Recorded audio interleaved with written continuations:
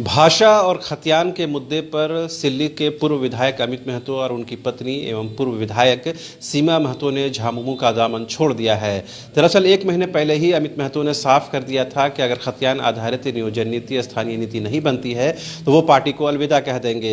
इस 1 महीने के दौरान पार्टी की ओर से ऐसा कोई काम नहीं किया गया जिससे यह विश्वास जगे कि पार्टी इन मुद्दों को लेकर के गंभीर है। इस वक्त हमारे साथ मौजूद है सिल्ली के पूर्व विधायक अमित महतो जी। 1 महीने का अल्टीमेटम, आपको पता है कि 1 महीने में ये काम तो होना नहीं है। लोग कह रहे हैं कि आपको पार्टी छोड़ना था, इस वजह से आपने 1 ही महीने का अल्टीमेटम दिया। सर ऐसा नहीं है, हमने 1 महीने का अल्टीमेटम दे दिया तो बड़ी गलत काम कर दिया। हमेशा से ही हमने, जब हमारी झारखंड मुक्ति मोर्चा की सत्ता नहीं थी इस झारखंड में, उस वक्त भी हमने कहा था, उस समय भी उन लोगों ने हामी भरी थी। हमारा ये पार्टी का एजेंडा था, चुनावी एजेंडा था, हमारे संविधान में ये लिखा हुआ था, झारखंड मुक्ति मोर्चा के संविधान में। और सरकार बनने के बाद में सर ये 2 साल क्रॉस कर गए और उससे पहले बड़े भाई हेमंत जी ये 14 महीना का अपना शासन चला चुके हैं। तो इतने दिनों में भी अगर ये नहीं सोच पाए कि हमारे यहाँ स्थानीय नीति बननी चाहिए, नियोजन नीति बननी चाहिए, वो भी खतियान आधारित, तो ये तो विडंबना का विषय है। और ये जो 1 महीने की बात हम करते हैं, हम तो कहें सर 7 दिन में, 1 दिन में बना दिया जाएगा। गठबंधन की गठबंधन की सरकार में कुछ ये चीजें कंपल्शन होता है कि तमाम दलों को लेकर चलना पड़ता है। हो सकता है गठबंधन की वजह से इसमें देरी हो रही हो। आप गलत रहिएगा तो हम आपके साथ क्यों रहेंगे? हटा नहीं देंगे या फिर हम हट जाएंगे? तो हटना चाहिए था उनको, चुनावी समर में कूद जाना चाहिए था कि आज हमारे कांग्रेस वाले सपोर्ट नहीं कर रहे हैं, राजद वाले सपोर्ट नहीं कर रहे हैं, तो खुद ब खुद फिर से उनको पूर्ण बहुमत के साथ में सत्ता में ये पहुंचते। परंतु ऐसा नहीं हुआ, इस बात का हमें तकलीफ है। ये गलत, अगर हम कहते हैं कांग्रेस वाले गलत हैं, राजद वाले गलत हैं, तो कहीं ना कहीं आप उससे दोगुने गलत कर रहे हैं। आज हम झारखंडियों के साथ में, खतियानदारियों के साथ में, यहाँ के मूल वासियों के साथ में और हमारी झारखंडी मानसिकता के साथ आप छलने का काम कर रहे हैं। तो ये तो बर्दाश्त योग्य नहीं है सर। इसलिए इधर 2-3 दिनों में आपने देखा होगा कि सरकार ने खासकर भोजपुरी और मगही को 2 जिलों से हटाया है। तो सरकार कहीं ना कहीं ये संदेश देने की कोशिश कर रही है कि हम मूलवासी आदिवासियों के साथ हैं, यहाँ के स्थानीय लोगों के साथ है, जल जंगल जमीन के साथ हैं। सर ये हटाया है कहने का क्या मतलब है? लाया किसने था सर? सरकार ने लाया था। मतलब आप एक बार जहर पिला लीजिए, उसको ट्रीटमेंट दीजिए, ये तो मुनासिब नहीं है। और दूसरी बात ये कहेंगे कि आपने हटा दिया तो कितने जिलों से हटाया? सिर्फ और सिर्फ 2 जिलों से हटाया। हमारे यहाँ कितने जिले हैं सर? 24 जिले हैं। 24 जिलों में अभी भी है विरोध केवल 2 ही जिलों से हो रहा है। विरोध 2 जिलों से तो हमने शुरू से ही किया हर एक जिलों का। आप ये बताइए, आज हमारे यहाँ पर उर्दू कहाँ बोली जाती है? आप ये बताइए, हमारे यहाँ पर अगर बांग्ला है तो हम ये नहीं मानते। हमारे यहाँ पर सिर्फ और सिर्फ 9 भाषाएं हैं, जो कि 5 जनजातीय हैं, 4 क्षेत्रीय हैं, तो बस सिर्फ और सिर्फ उनको ही रखा जाना चाहिए था। आज अभी भी भोजपुरी, मगही को यहाँ पर पलामू प्रमंडल में डाला गया, संथाल में अंगिका को डाला गया। तो ये क्या है? ये हमारी झारखंडी मानसिकता के साथ खिलवाड़ किया जा रहा है। मगर जो भाषा भाषी के लोग अगर उन क्षेत्रों में निवास करते हैं तो उनके हक और अधिकारों के साथ भी जस्टिस तो होनी चाहिए। सर हक अधिकार क्यों नहीं? आप खतियान लाइए और नौकरी पाइए। जिसके हाथों में खतियान है, नियोजन का आधार वही होगा। आप अपने घर में भोजपुरी बोलिए, बांग्ला बोलिए या फिर उड़िया बोल लीजिए, हमको कोई मतलब नहीं है। लेकिन जो नियोजन का आधार होगा, नौकरियां, उसको ही सुनिश्चित कराई जानी चाहिए जिसके हाथों में खतियान है। मगर तो इसका अर्थ ये हुआ कि सरकार जिन उद्देश्यों के साथ बनी या झारखंड मुक्ति मोर्चा का गठन जिन उद्देश्यों के साथ हुआ, पार्टी उससे भटक गई है? भटक नहीं गई है, पूरी तरीके से विफल है, करना भी नहीं चाहती है और न ही कोई बेहतर काम का अंजाम देना चाहती है। नहीं, शिबू सोरेन की मौजूदगी होने के बावजूद भी, हेमंत सोरेन के उनके सुपुत्र हैं, तमाम आंदोलन को उन्होंने देखा, उसके बावजूद भी क्या आंदोलन की आवाज़ या जनता की आवाज़ या मूलवासियों की आवाज़ नहीं सुन पा रहे हैं वो? शिबू सोरेन जी आज स्वस्थ नहीं है। स्वस्थ होते तो ये सारे परिदृश्य हम सबों के बीच में नहीं आते। गलत तरीके से अब तक तो सर स्थानीय नीति तय नहीं किया जाना, ये दुर्भाग्यपूर्ण है, वो भी खतियान आधारित पूरी तरीके से। चूंकि हमारा जो संविधान है, संविधान में इस बात का जिक्र है कि जो भी खतियानदारी हैं, 32 के जो भी यहाँ पर लोग हैं, हमारी सरकार बनेगी तो तृतीय और चतुर्थ वर्ग में पूरी तरीके से 100% नौकरियां सुनिश्चित कराई जाएगी। लेकिन अब तक इन 2 सालों में, इससे पहले भी 14 महीना का पीरियड इनको मिला है और अब तक नहीं किया जाना, वही तो हम कहते हैं कि दुर्भाग्यपूर्ण है। और आज गुरुजी अस्वस्थ हैं, अगर होते तो इस तरीके से हम इस तरीके से वो परिस्थितियों को नहीं देखते। क्या हेमंत जी सक्षम नहीं है? सक्षम नहीं है उसकी बात मैं नहीं करता सर। उनमें आज इच्छा शक्ति खत्म हो गई है, या फिर आज वो गलत हैं तो गलत लोगों को सपोर्ट कर रहे हैं, या फिर गलत लोगों के साथ में रहने को आतुर हैं, बेचैन हैं, उनके साथ ही वो संबंध रखना चाहते हैं। कल जगन्नाथ महतो ने प्रेस कॉन्फ्रेंस करके ये कहा कि हमने आवाज़ उठाई और 2 जिलों से सरकार ने भोजपुरी मगही को हटा दिया, तो वो तो इसे जीत के तौर पर पेश कर रहे हैं। वो बता रहे कि सरकार जनता के साथ खड़ी है। वही तो कहते हैं सर कि आपने पहले जहर घोला, फिर उसको ट्रीटमेंट दिया, क्या मतलब है? हमें तो अपना अधिकार चाहिए। आपने नौकरियां कितने को दे दी? आपने तो नौकरियां नहीं दी हमें। आपने तो वही 10 क्लास पास और इंटर वाली नीतियां लाई हैं। तो इस बात पर भी आप बात करिए ना, क्यों लाई है आपने? क्या यही आपका पार्टी का एजेंडा था? क्या हमारा पार्टी यही चाहती थी कि हमारे यहाँ के लोगों को नौकरी न मिलके फिर बाहर से जो लोग आएंगे 10 क्लास पास कर लेंगे, हमारे यहाँ से इंटर पास कर लेंगे, वैसे लोग आ जाएंगे? या फिर जो आपने भाषाई अतिक्रमण का दौर चालू रखा है, तो वो क्या हमारे यहाँ के लोगों को सेफ करेगा, सेफ्टी देगा? तो कौन सा खुशहाल झारखंड और किस उम्मीद की हम बात करें आपसे? आप तो सर जगन्नाथ महतो जी की बात करते हैं, वो क्या बोलते हैं, क्या नहीं करना है, वो खत्म हो चुका है उनका। बड़ी मुखरता के साथ उन्होंने आवाज़ उठाई भोजपुरी मगही के खिलाफ, खतियान को लेकर के, तो उसके बावजूद सरकार ने ये बात सुनी और कहीं ना कहीं इन चीज़ों को उन्होंने दुरुस्त किया है। अब क्या लग रहा है कि जगन्नाथ महतो अगर नेता इस बात को उठा रहे, उनकी आवाज़ सुनी जा रही है, तो अमित महतो की आवाज़ क्यों नहीं सुनी जा रही है? सुनी क्या जा रही है? वो खुद सुन रहे हैं और खुद बता रहे हैं कि हमने कहा, हमने सुना और हमने ये कर दिया। उनको खुद समझ नहीं है कि वो क्या कह रहे हैं और क्या कर रहे हैं। आज अगर वैसे ही अगर बात होती तो ये सर देख लीजिए, ये यहाँ पर एक धनंजय कुमार पांडे करके एक व्यक्ति हैं, जो कि हमारे तमाड़ से उन्होंने अपना बना लिया सर्टिफिकेट, स्थानीय सर्टिफिकेट। ये है सर्टिफिकेट बना के ये टीचर रहे हैं अभी। अच्छा। और जबकि वो बाहरी हैं और यहाँ का स्थानीय सर्टिफिकेट। तो ये तो सर हमारी सरकार की विफलता है। इस तरीके से यहाँ पर और भी हैं, चंदा कुमारी, संगीता कुमारी, तो ये लोग भी उसी तरीके से हमारे यहाँ का सर्टिफिकेट बना रहे हैं, स्थानीय सर्टिफिकेट। तो ये सारी चीज़ों को एक तो सरकार ने कर दिया कि बगैर खतियान के हम जाति प्रमाण पत्र देंगे।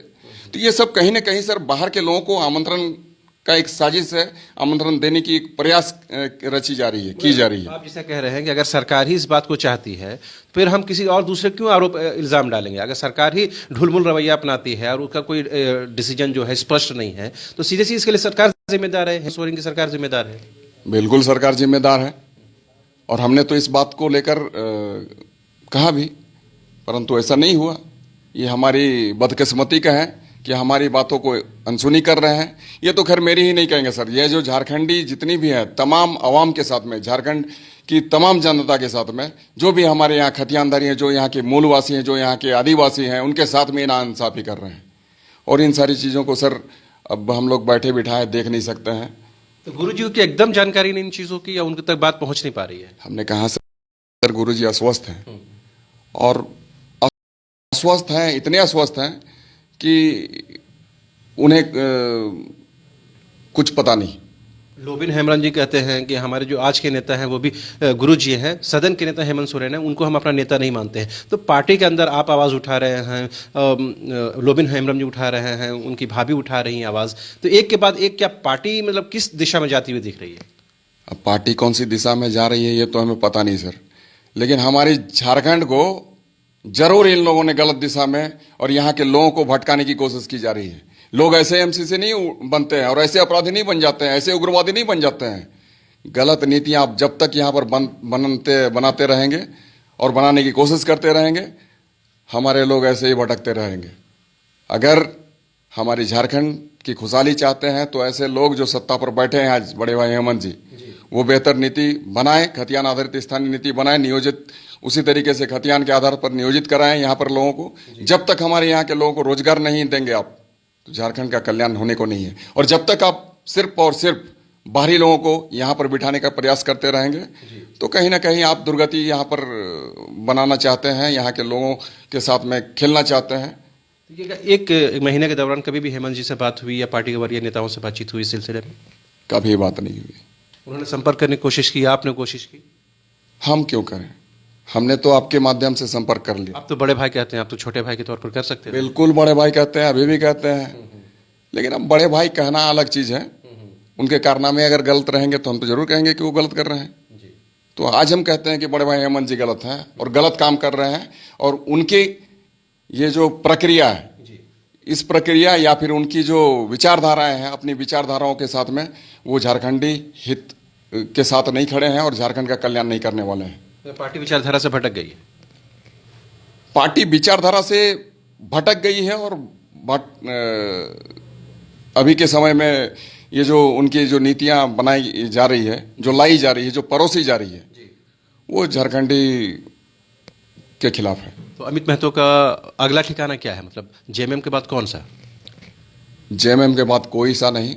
आंदोलन का रास्ता हमारा एकमात्र रास्ता होगा, जिस रास्ते को निर्मल दा ने अख्तियार किया, गुरुजी ने अख्तियार किया, सिद्धू कान्हू चांद भैरव बिरसा मुंडा नीलांबर पीताम्बर जैसे लोगों ने अख्तियार किया, वही रास्ता हमारा है। मगर एक राजनीतिक के लिए कोई ना कोई दल, कोई ना कोई बैनर तो होता ही है जिसके तले वो अपना राजनीतिक करियर देखते हैं। आप भी जानते हैं सर कि हम चुनाव नहीं लड़ सकते हैं। पत्नी लड़ सकती है।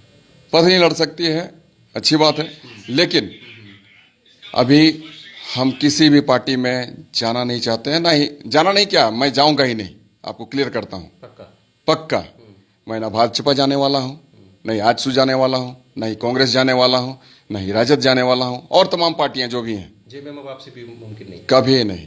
अब हो गया, खत्म हो गया। अब जेएमएम कभी वापसी नहीं होगी हमारी। अगर पार्टी मनाने की कोशिश करे तब भी नहीं। आज खतियान बना दे तभी तो हम उन पर विश्वास करेंगे। और ऐसे भी एक बार हमने जो त्याग दिया सर, कभी कुछ नहीं हो सकता है। एक बार जो हमने कह दी तो कह दी। हमने आपसे पहले भी कहा था, आपने यह बात कही थी कि 1 महीने के बाद में फिर से आप क्या सोचेंगे या फिर आप नहीं ये करेंगे, तो हम आपको पहले ही कहते हैं, एक बार जो हमने त्याग दिया, और एक बार जो मैंने कह दी तो कह दी। अमित महतो का आगे पॉलिटिकल करियर क्या है? पॉलिटिकल करियर अब खुदा जाने, अंजाम जो इतना बड़ा डिसीजन लिया, कुछ तो अपने रणनीति बनाई होगी। बस सर हमारा पहला ध्येय यही है कि हमारे झारखंडियों के हाथों में रोजगार नसीब हो और यहाँ के लोग खुशहाल हो, हमारा झारखंड समृद्ध बने और बेहतर बने। तो जिस तरह से जयराम महतो समेत अन्य जो छात्र नेता हैं वो बढ़ चढ़ के इस भाषाई आंदोलन में शामिल हो रहे हैं, तो उस आंदोलन को आप बढ़ाएंगे या इनकरेज करेंगे आगे? वैसे तमाम लोगों को, जो क्रांतिकारी विचारधारा के लोग हैं, जो झारखंड का हित चाहते हैं, जो यहाँ के लोगों को खुश देखना चाहते हैं, उन तमाम लोगों के साथ मैं हूँ। जी। एक बात ये भी बता देंगे, पिछले करीबन 1 महीने पहले जब अमित महतो से बात हो रही थी तो उन्होंने जेपीएससी और जेएसएससी को लेकर भी स्पष्ट तौर पर कहा कि ये देश के भ्रष्ट संस्थाओं में से एक है। हम जानना चाहेंगे 1 महीने के बाद क्या उनकी कुछ सोच बदली है इन संस्थाओं को लेकर के? क्योंकि जेएसएससी खासकर जेपीएससी ने कोर्ट में ये बताया कि उनसे कुछ गलतियाँ हुई थी, हम उन गलतियों को दुरुस्त कर रहे हैं। उसके बाद उन्होंने संशोधित यानी रिवाइज रिजल्ट निकाल दिया है। तो लग रहा है कि जेपीएससी सुधार के क्रम में आगे बढ़ रहा है? कोई क्रम में आगे नहीं बढ़ रही है सर। बहुत सारी खामियां हैं, बहुत सारी त्रुटियां हैं, और जेपीएससी जेएसएससी पूरी बदनाम है, और ये ठीक नहीं होगा तो कुछ ठीक नहीं होगा। लेकिन इसको तो आज नहीं तो कल ठीक होना पड़ेगा। गलत नीतियां जो बना रहे हैं, ऐसे लोगों को आज सत्ता में अगर बैठकर ये सोचते हैं कि हम बेहतर काम कर रहे हैं, तो इसका जवाब जनता देगी आने वाले दिनों में। ये लगता है कि झारखंड में जो रोजगार देने वाली संस्थाएं हैं वो भी कहीं न कहीं विवादों के घेरे में है, उसमें भी दुरुस्त नहीं किया जा रहा, जिसके वजह से लोगों को रोजगार नहीं मिल पा रहा है। कहीं न कहीं नहीं सर, पूरी तरीके से विवादों के घेरे में। आप कोर्ट कचहरी आप देख लीजिए, हमेशा उनका यही आना जाना होता रहता है। जेपीएससी के लोग और जेएसएससी के लोग जाते रहते हैं। तो जितने भी एग्जाम्स हुए हैं सर, आप देख लीजिए, पहला से लेकर 10वां तक सारे के सारे कोर्ट के कटघरे तक खड़ी हुई है, कोर्ट के दरवाजे तक पहुंची हुई है। जेएसएससी के भी जो भी एग्जाम्स हैं हमेशा विवाद से घिरे रहे हैं। तो ऐसी परिस्थिति में हम यही कहेंगे कि ये तमाम जो प्रक्रिया इनकी है पूरी तरीके से भ्रष्ट है, खत्म है। अभी जो 7 जेपीएससी को लेकर रिवाइज रिजल्ट निकाला गया, क्या इसको, इस परीक्षा को रद्द करके नए सिरे से रिजल्ट निकालना बेहतर होता? अब ये जेपीएससी वाले जाने, लेकिन हम तो यही कहेंगे कि अभी भी बहुत सारी कमियां खामियां हैं, और मौका रहते जेपीएससी अगर नहीं सुधरती है, जेएसएससी नहीं सुधरती है, तो इससे हमारा कल्याण नहीं हो सकता है, झारखंडियों का कल्याण नहीं हो सकता है। एक सवाल जो हम भूल गए, जो पूछना ज़रूरी था। कल भोजपुरी, मगही और अंगिका एकता मंच के संयोजक हैं कैलाश यादव, उन्होंने कहा कि अगर हमारे समाज के साथ, हमारी बिरादरी के लोगों के साथ कोई दोयम दर्जे का व्यवहार होता है, हम इस बात की डिमांड करेंगे कि झारखंड के अंदर हमको अलग मगध राज्य की दे दिया जाए ताकि हम वहाँ सुरक्षित रह सकें। सर ये पहली बात है कि कैलाश यादव हैं कौन, ये तो मैं नहीं जानता हूँ, क्या है वो। भोजपुरी समाज की आवाज़ को बुलंद करें। आवाज को बुलंद करने वाले तो बहुत सारे हैं, वो तो क्यों नहीं बिहार चले जाके जा रहे हैं और बुलंद कर रहे हैं। भोजपुरी वहां मिल गई क्या उन्हें? भोजपुरी उनको मिला हुआ है लैंग्वेज, क्षेत्रीय भाषा तो नहीं है वहां पर। तो आप झारखंड में आके यहाँ पर आवाज बुलंद के क्या करिएगा? अरे भाई बिहार से ही तो हमारा झारखंड मिला है हमें, और इस झारखंड में कम से कम आप तो हमें चैन सुकून और हक के साथ जीने दें। आप यहाँ पर आके कहिए कि हमें अलग राज्य का दर्जा दे, तो आप बिहार में के ले लीजिए अलग राज्य का दर्जा। ये तो हम बिहार से ही कटकर हमारा झारखंड हुआ है। झारखंड बने 20 साल 21 साल नहीं हुए, आप यहाँ अलग दर्जा मांगिएगा? तो आप क्यों आके हमारे झारखंड में बस गए हैं? आप जाके जाइए अपना बिहार में मांगिए, पंजाब में मांगिए, हरियाणा में, गुजरात में मांगिए, महाराष्ट्र में मांगिए। उधर भी तो बिहार के लोग हैं, उधर भी बिहारी और भोजपुरी बोलते हैं। तो इनको यहाँ पर जाके नहीं, उनको महाराष्ट्र भेजिए, और महाराष्ट्र में जाके वो अलग राज्य का दर्जा वहाँ पर ठाकरे जी को मांग लेंगे। तो आपने सुना किस तरह से झामुमो के पूर्व विधायक अमित महतो ने कितनी स्पष्टता के साथ कहा कि न सिर्फ झामुमो अपनी विचारधारा से भटक गई है, बल्कि जो भोजपुरी की आवाज़ बुलंद कर रहे हैं जो लोग, और झारखंड के अंदर रहते हुए झारखंड में अलग राज्य की मांग कर रहे हैं, वो लोग दूसरे राज्य यानी कि गुजरात, महाराष्ट्र, दूसरे राज्य जाए और वहाँ अलग राज्य की मांग करें। साथ ही उन्होंने ये भी कहा कि जेपीएससी और जेएसएससी आज भी भ्रष्ट संस्थाओं में से एक है, लिहाजा इसमें सुधार की बेहद ज़रूरत है। कैमरा पर्सन हृदय के साथ रांची से न्यूज़ बाइस्कोप के लिए शहनवाज।